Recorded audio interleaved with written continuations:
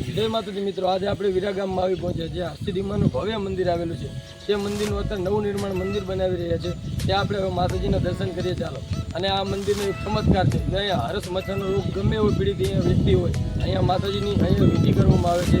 તે વિધિ માણસને પહેરાવે છે, પછી હરસ મચ્છર ગમે એવો હોય તે વિધિથી પહેરાવથી એ મચ્છર મટી જાય છે। હવે આપણે માતાજીના મંદિરના દર્શન કરીએ છીએ। નવું મંદિર બની રહ્યું છે અને મંદિરની મૂર્તિ ક્યાં રાખેલી છે માતાજી તે આપણે આ વિડીયોમાં જોઈએ ચાલો। મિત્રો, હરસિદ્ધિ માતાજીનું મંદિર વિરાગામમાં આવેલું છે, જે કચ્છ જિલ્લાના આદિપુર શહેરથી 25 કિલોમીટરના અંતરે માતાજીનું આ ભવ્ય મંદિર આવેલું છે। જે આ મંદિર પહેલાં જૂનું હતું એ મંદિર પાડીને અત્યારે નવું મંદિર મોટું બનાવી રહ્યા છે, તમે જોઈ શકો છો। જે જૂનું મંદિર હતું તે ઉપર આપણે આઈ બટનમાં તે વિડીયો આપી દીધો છે, તમે એ વિડીયો પણ જોઈ શકો છો। આજથી જે 2 વર્ષ પહેલાંનો છે। હવે મિત્રો, આપણે જે બાજુમાં અહીંયા કરણી માતાજીનું મંદિર છે ત્યાં આપણે માતાજીના દર્શન કરીએ ચાલો। આ તમે જે જોઈ રહ્યા છો જે કરણી માતાજીનું મંદિર છે, જે માતાજીની અંદર મૂર્તિ છે। અને મિત્રો, વિડીયોમાં ન હોય તો વિડીયોને લાઇક કરજો, વધુમાં વધુ શેર કરજો અને ચેનલને સબસ્ક્રાઈબ કરીને જાજો। અને બેલ આઇકનનું બટન દબાવ્યા વગર જાશો નહીં, કારણ કે નવા વિડીયોની નોટિફિકેશન તમને મળતી રહે। અને મિત્રો, અહીંયા બાજુમાં તળાવ આવેલું છે, એકદમ ખૂબ સુંદર તળાવ છે, તમે જોઈ શકો છો। મિત્રો, હવે આપણે હરસિદ્ધિ માતાજીની જે મૂર્તિ રાખેલી છે ત્યાં માતાજીના દર્શન કરવા જઈએ ચાલો। મિત્રો, હવે માતાજીની જે મૂર્તિ હતી જે મંદિર આ નવું બની રહ્યું છે એ મૂર્તિ આ રૂમમાં રાખેલી છે, તે હવે આપણે માતાજીના દર્શન કરીએ ચાલો।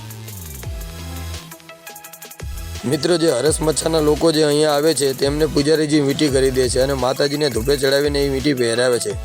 પછી ગમે એવા હરસ મચ્છા હોય અહીંયા મટી જાય છે। તે માતાજીની આ મૂર્તિ તમે સામે જોઈ રહ્યા છો। હવે આપણે હરસિદ્ધિ માતાજીના દર્શન કરીએ। અને મિત્રો, અહીંયા માતાજીના મંદિરે ભજન કીર્તન ચાલુ છે। હવે આપણે માતાજીના ભજન આરાધના સાંભળીએ ચાલો।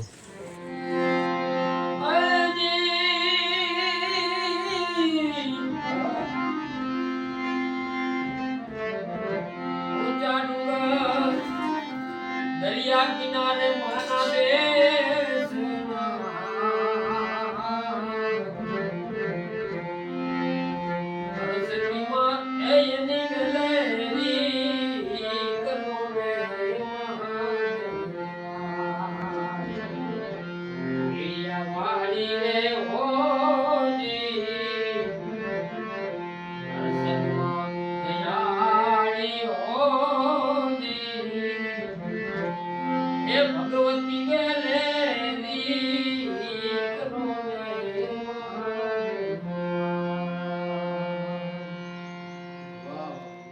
બોલો હરસિદ્ધિ માતની।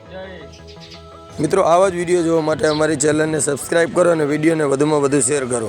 જય માતાજી।